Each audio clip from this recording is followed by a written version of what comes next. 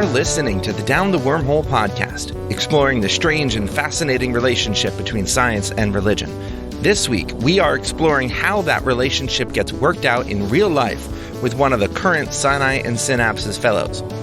Sinai and Synapses is a 2-year fellowship committed to elevating the discourse surrounding religion and science, and where the 5 of us first met. So, without further ado, our guest today is an assistant professor of middle grades and secondary science education at Georgia Southern University.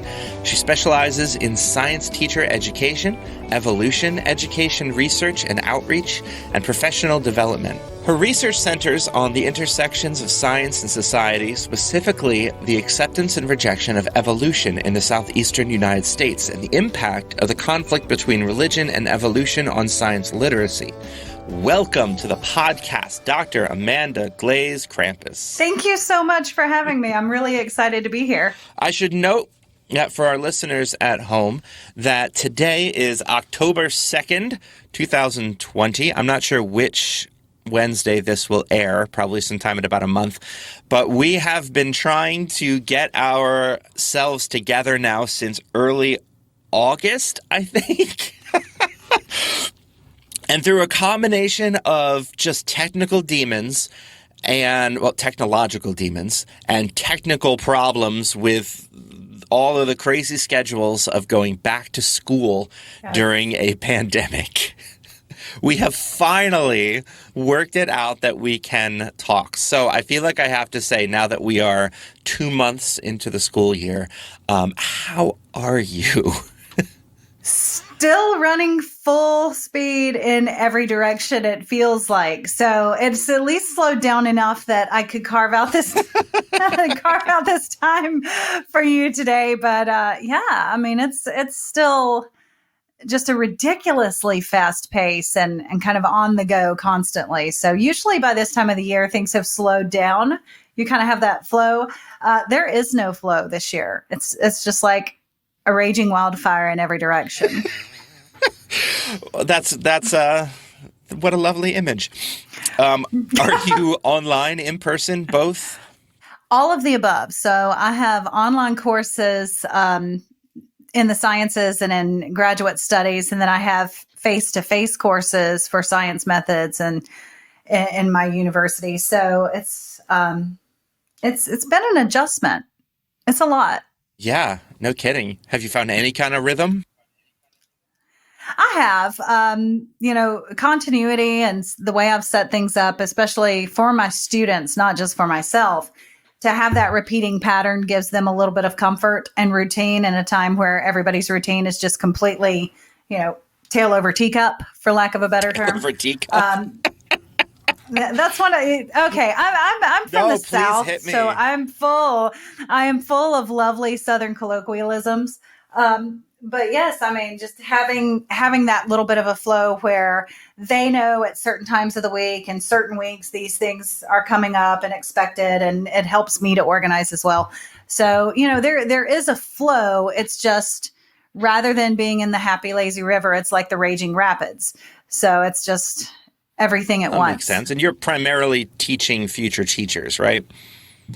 Yes. So in some ways you're modeling how to teach in the midst of crisis. Yes, it's called bend like a reed so you don't snap like a twig. See, I get that one. Yeah. Yes. Yeah.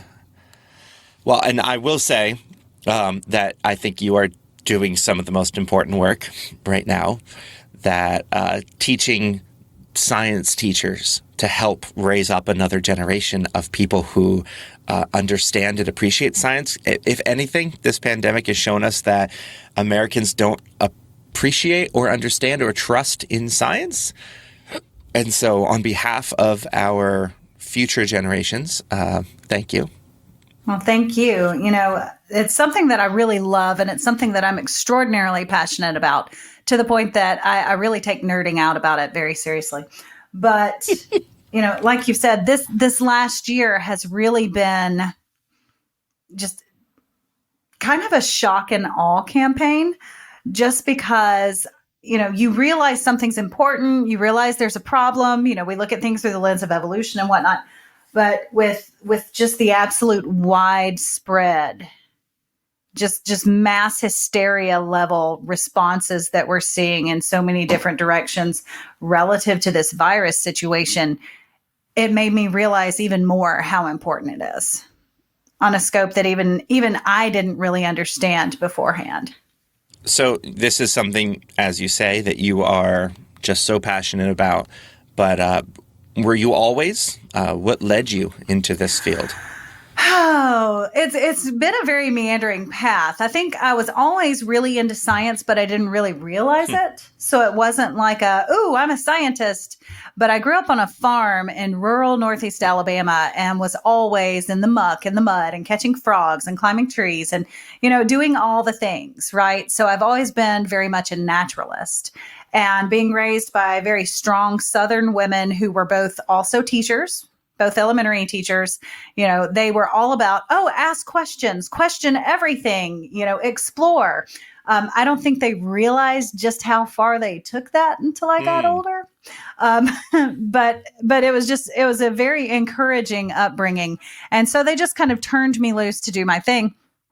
I never really thought I would get into teaching, and I didn't expressly plan to go into the applied sciences. I wanted to go to medical school. I wanted to be a surgeon, but I had a wreck that kind of put the kibosh on that. Nobody wants a shaky surgeon. And then I thought, well, I'll go to law school. So I have undergrad degrees in poli-sci and criminal justice. And at some point in that, I was like, I'd love to help people before they need a lawyer.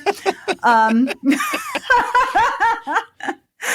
so I did some summer camps at the university where I graduated, and they were tied into science. They were kids into nature camps, and absolutely loved it. And I thought, I could do this. And so I got a job as a classroom teacher, and at the same time was getting my master's credentials as a teacher, and just absolutely fell in love with it. So that is the adjacent pathway to my education line. But when it came time to choose what to teach, I decided on science instead of the history and things like that. And so I actually have training and hours in applied biology, physics, and chemistry in addition to my education credentials. So I was doing genetics, population genetics, research in little bitty teeny tiny fish, little type of minnows called tricolor shiners in the state of Alabama, and having some conversations with lab mates. And we started talking about evolution and how things are changing. And, I just kind of as a side comment was like, yeah, I didn't even learn about that in high school. And I got the look like, yeah, what? Wait a minute. Back it up. Slow down. What'd you just say? And I said, yeah, I didn't learn about it. I was in honors classes in high school. I got to 10th grade biology, and my teacher got to what would have been the unit on evolution and said, in our book, the next unit is evolution, but we're not going to cover that because I don't believe in it. And so we skipped over it. Public school or private? Public. Huh. A very well-known public school that had, 26 varieties of AP offerings through various means. And, it was a very high quality school too. So it was, people say that and they're like, oh, I'm shocked. How did that happen? But I think people don't realize that happens very frequently around the country, not just in the South. It happens very frequently in public schools, not just in private. In fact, in some cases, our private schools are doing a better job teaching it than our public schools. Not mine. So, yeah, I mean, it really depends. There's a ton of factors. But because of those conversations, as I continued through my education, it came time for me to decide what I wanted to research. And I thought, what a neat way to marry my love of the applied sciences training that I have and kind of also this social aspect of this experience that I had growing up. And so I decided that's what I would do my dissertation on, would be, okay, well, what's going on with teachers when it comes to evolution? And that turned into an entire research agenda. Kind of a side part of that is I did grow up in a Southern Baptist ministry family. And so It's actually Southern Baptist on one side of my family, and then the other side is Methodist ministry, like as professional well. ministry? Ministry, yes. So professional ministry, and it's a little bit different in the context of being outside or inside of the Southern Baptist Association. So, being professional ministry does not necessarily mean seminary and things like that, as it does in some other denominations. But yes, I do have some that are seminarians that were trained in seminary, and then some that were not. We were in very rural Northeast Alabama, so some of the communities were very, very small. But yeah, I remember coming home. So going back to that time in high school, I mean, my teacher said that, and I was like, holy cow, what? We're skipping something in the book? I mean, it's in the book, so it's got to be legitimate, right? And so I flip through the chapter, and I'm looking at it, and I'm actively looking for what's upset her so much. And I can't find it, because what I'm seeing makes sense to me. I mean, it's logical. It's saying, okay, things change, and you have all of these different things that are happening over time. And, a lot of this, I'm thinking, well, I've kind of seen something like this, different scale, but I've kind of seen this, and this makes sense. So I go home to my family to have a conversation about what happened. And it was meltdown. I mean, it was, I try to explain to people that in the Southeastern United States, for a lot of people, especially literalist evangelical Christians, the word evolution is as true of a taboo as something you would find in the Dark Ages that would have people painting their doors. I mean, it is truly taboo. It's something that has tangible, physical horror attached to it. And so, I'm asking these questions, and it's not something you talk about. We don't discuss this. We don't bring it up. We don't ask questions. It is directly contradictory to our beliefs. You will go to hell. And so, that for me was the beginning of a very difficult journey, which I think pushed me more into the sciences, because in a lot of ways it cut me off from my original communities in some ways, because now these people are like terrified for my soul. Right. But then it made me feel guilty for asking questions, which is how I was always raised, so it's kind of this weird juxtaposition, ask all the questions, but not that. Yeah. I mean, it was to the point when my grandmother, our matriarch, found out that I was doing research in evolution, and she wrote me a 13-page handwritten letter about her concerns and fears. And I mean, it was tear stained. I still have the letter, because she knew, she said that she would not see me in heaven. And so this is the person that probably out of all the people in the world I was closest to my whole life. I mean, she was everything to me. And so it was one of those things that was really devastating. And I think that also, how do I talk to her to help her understand? She has this fear of this thing I'm studying. I'm still a person of faith. I'm still a Christian. I don't have this fear. How do I help them understand? And so that really became the framework of everything that I've done for the last decade, is how do you have conversations that bridge those gaps? Number one. Number two, how do I help people on the other side of that? My scientific peers who have this very, frequently have a very negative view of people of faith in terms of religious beliefs conflicting, or they have this perception of, well, if you don't accept it, you're ignorant of it. There's all these misconceptions on both sides of the aisle, right? And so it's like, how do I bridge gaps to have conversations with people of faith and let them know it is okay to be scientifically literate and a person of faith?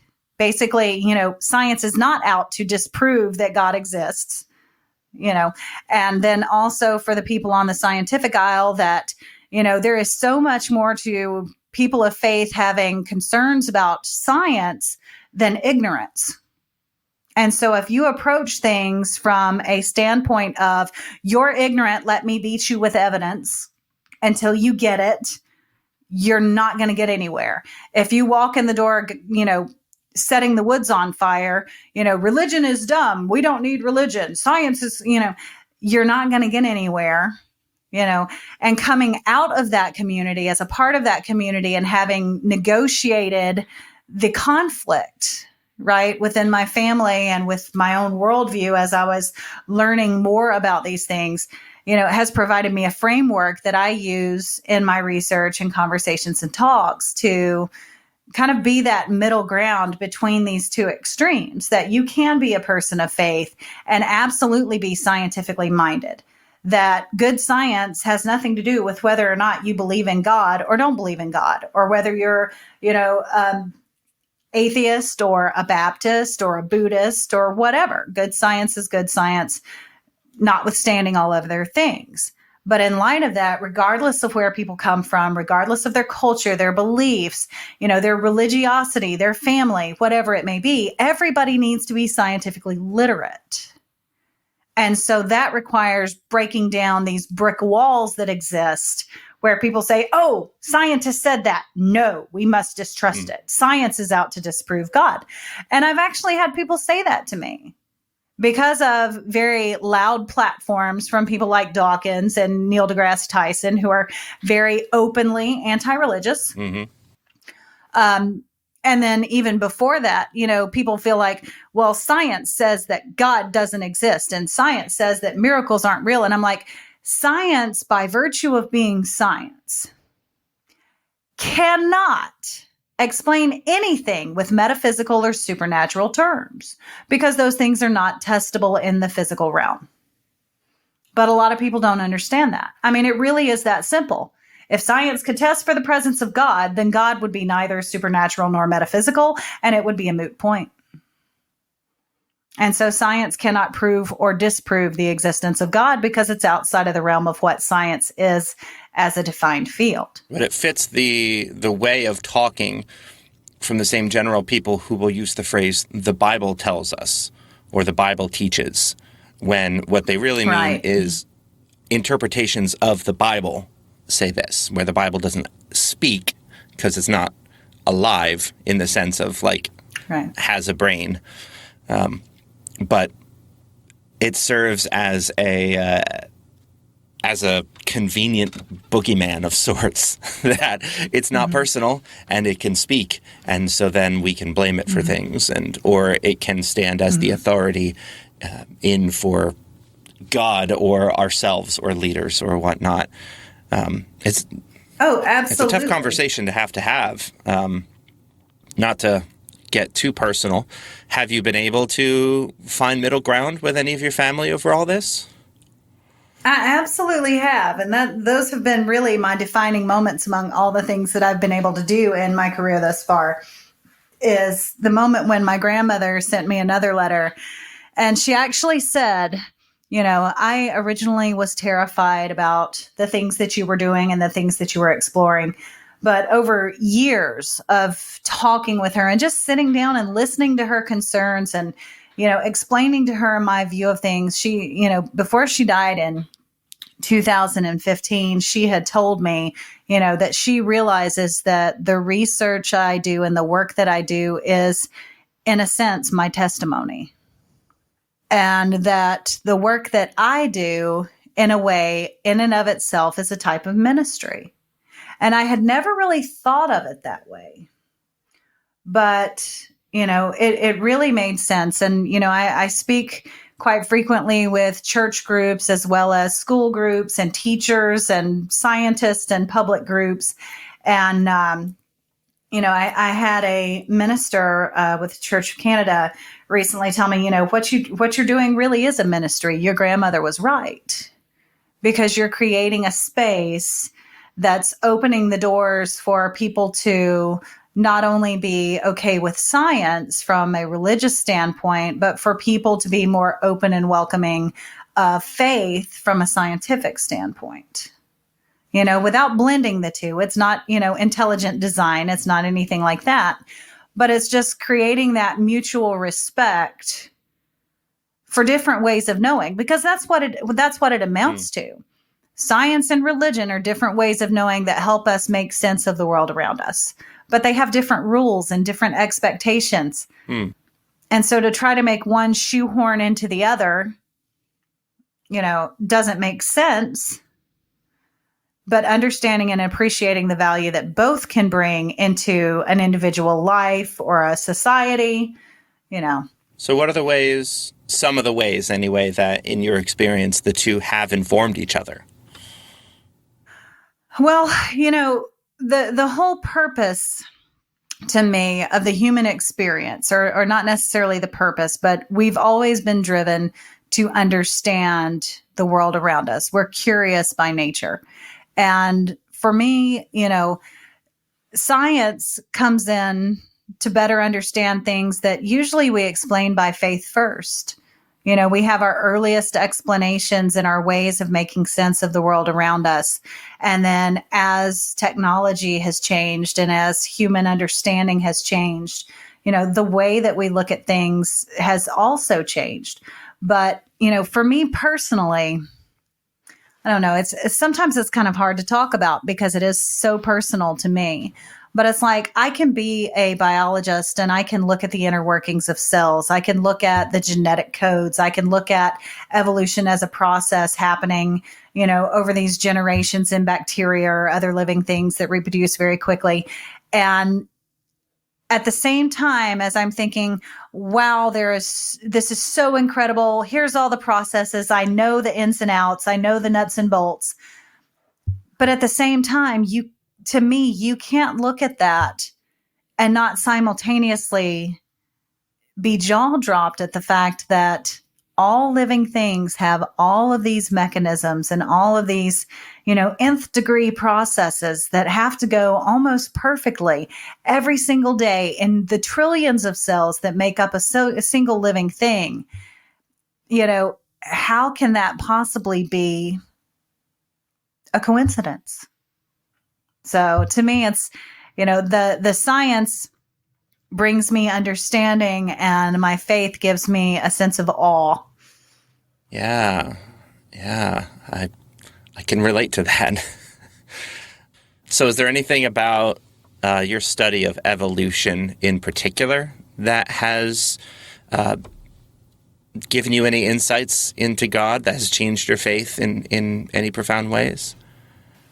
Looking at, especially being able to look at things like human evolution and knowing that, how we view things as a species is very anthropocentric. I mean, we see ourselves as the pinnacle of all things. Which we are. Right? Because we are the only. The best and the greatest and the most specialist ever. But but at the same time, being able to think about the fact that we know that at some point in recent history, there were other species very much like us. And, we've thought, oh, caveman, But then we look and see things like in the Neanderthal, we see ritual burials, we see carrying of the dead, we see these things that strongly parallel us as humans. And to me, the big question is, what does it mean to be human? And I think that's the thing that has really driven me in my faith and my desire to understand is, we do have this dominion and this connection, but we're not the only ones. And so it's to me, it's awe-inspiring, and it has made me much more open in my thinking and my willingness to stop talking and listen, which I think is a very powerful thing we don't do nearly enough of. That's, in fact, when people ask me, well, what's the advice you would give to a young science communicator or, teachers? I'm like, shut up. Shut up. Pull out my fake, shut up. No, stop talking and listen.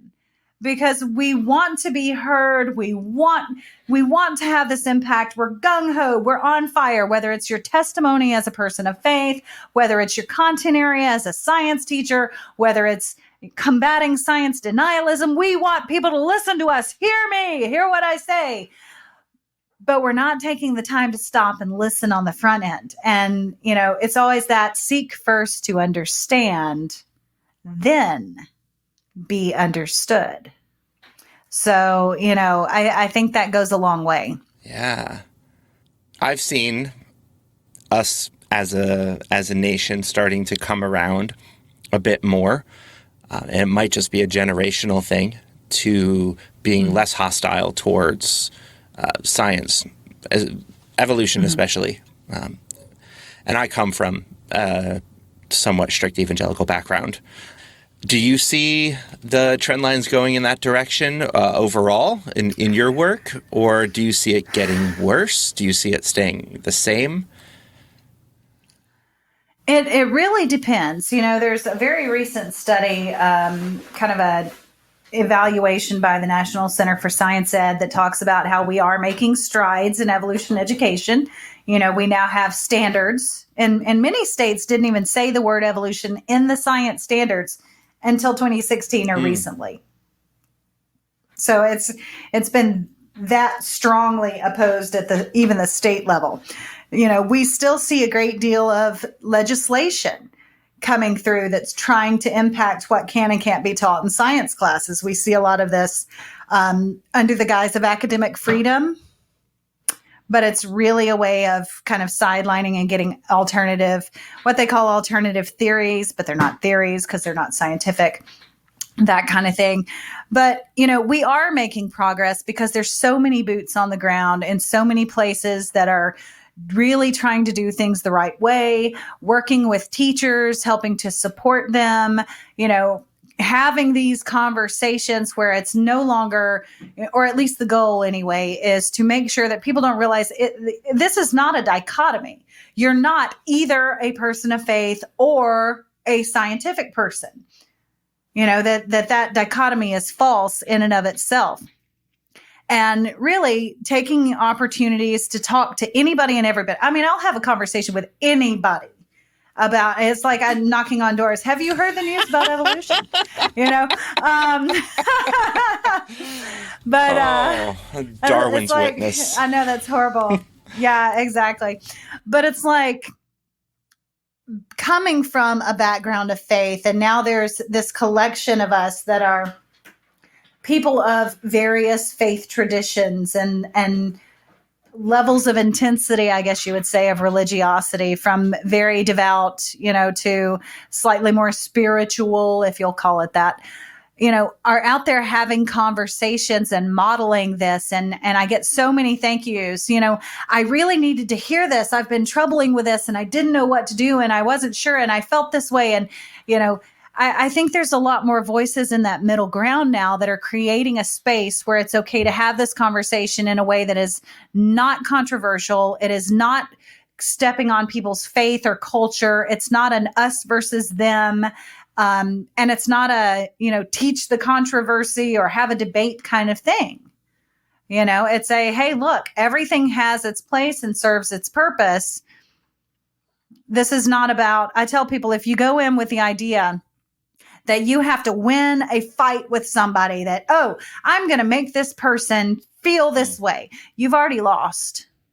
And this is not a battle between science and religion. This is a war for science literacy. It's so much bigger than winning or overpowering someone in the moment of a debate, because that is not going to get them to consider your position, to listen, to open their heart and mind, to hear what you have to say. It's just not. And that's why for 30 some odd years, those Gallup polls on evolution haven't moved. So on a different note, let's say you're in your office and you're dusting your shelves and you accidentally summon a genie. And that genie grants you unlimited grants because it's a university genie. What are you going to do with that? Oh, wow. I would put scientists in every classroom paired with teachers. I would bring teachers for free PD to do field work and learn about the science from the scientists that are doing it. I guess my ultimate thing is that science teachers need to stop looking at themselves as teachers, as passive givers of knowledge, and start looking at themselves as scientists. And so a lot of the work that I do talks about the nature of science. I mean, it's not anything horribly complicated. It's most people have a misunderstanding of what science is, how it's done, even people that have taken lots of science classes. And so just kind of getting people excited about the possibility and the wonder and the curiosity and giving other people opportunities to get their hands dirty and explore and gather the evidence themselves. That's the kind of thing that excites me, much more so than just what can I do. I'm very much a facilitator. I tell people, I said, my goal is to be a facilitator of magic in the lives of other people. So I'm a cheerleader. I'm a builder up of, all the things. I encourage and I want to provide opportunities for people to find their shine, right?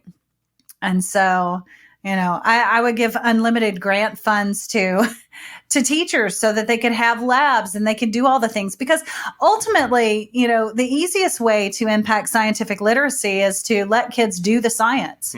But we don't. We don't do that. We're born curious. I didn't know I was a scientist.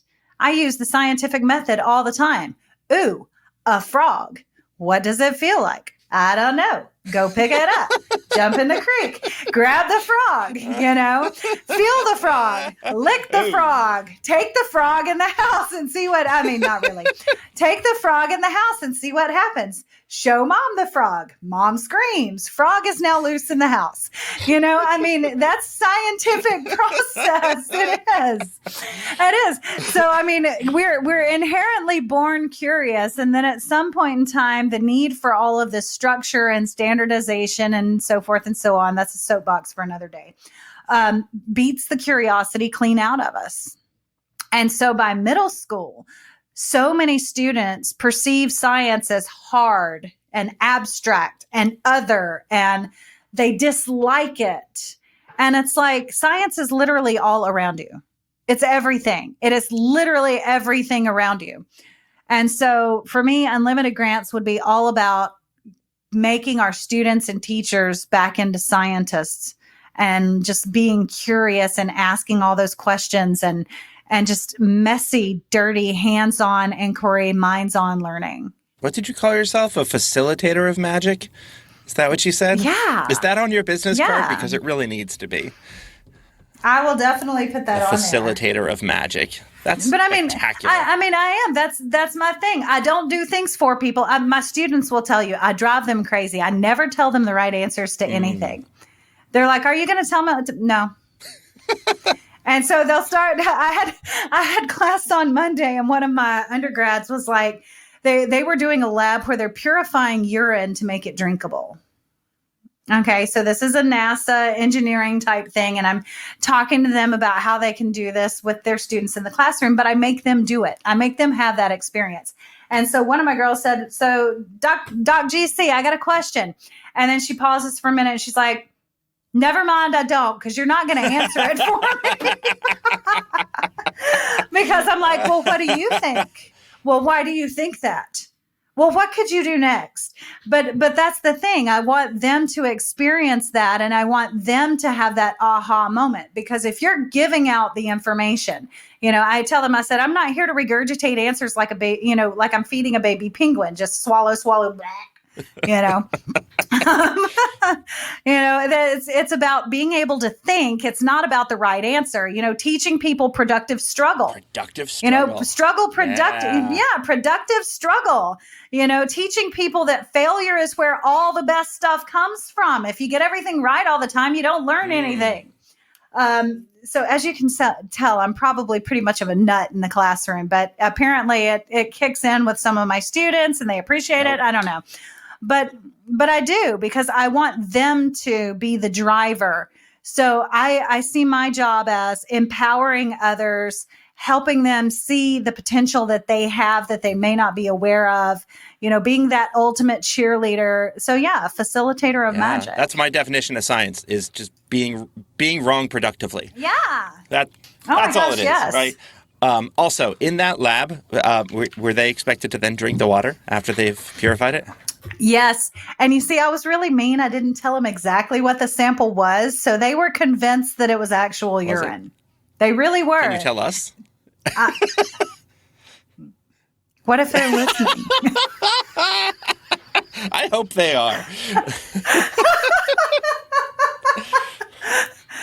They got really excited just for a second. Well, then they should listen to the episode on Discourse that came out a little while ago, in which Ian talked about going to NASA and drinking purified urine. Yes. That's the same. It's the E-class concept, right? It's the environmental control and life support. And so that's exactly what we were talking about. Yeah. It was great. Just read Dune. It's not a big deal, Yeah. Saves a lot of money. So as much as I would love to hang out for, the rest of the day, this is much more enjoyable than what I have to do afterwards. I need to wrap us up with the same question that I have asked all of the fellows. And that is, what is one thing that you wish everyone knew about the world? And for you, I feel like I have to clarify, what is one thing that you wish everyone knew about the world? Because it sounds like you've got a lot of things that you wish everyone knew. That is not untrue. I don't know. I guess for me, it's that all people have value. And I know that's not really a scientific thing, but I feel like so many of the problems that we have with science, with politics, with pretty much anything could be mitigated if we just stop and look at every other person, regardless of all other things, and say, this person has value. And let that paint our thinking and our planning and our scientific testing and everything else with just this renewed sense of understanding of human worth. That's brilliant. Thank you for that. It's very clear that colors all the work that you're doing as well. That it does. A little radical empathy goes a very long way. Radical empathy. I'm sorry that has to be radical empathy in this day and age, but well, to me though, it is, because you have to remember, empathy is putting yourself into the feelings of others, and sometimes the feelings of others are so ugly and different from what you feel is in alignment with yourself, right? So sometimes it is a radical act to have empathy for others. Well, thank you. Thank you for leaving us with that note as well. That's a hopeful little note to end on. And I just want to thank you for taking the past 40 minutes to hang out with me, to talk with us. Thank you for your work on behalf of the future life on Earth. We thank you for educating the educators that will lead the way. And as well for your empathy and your love for all of God's good earth. Thank you so much. This has been awesome, and definitely anytime. I might just take you up on that.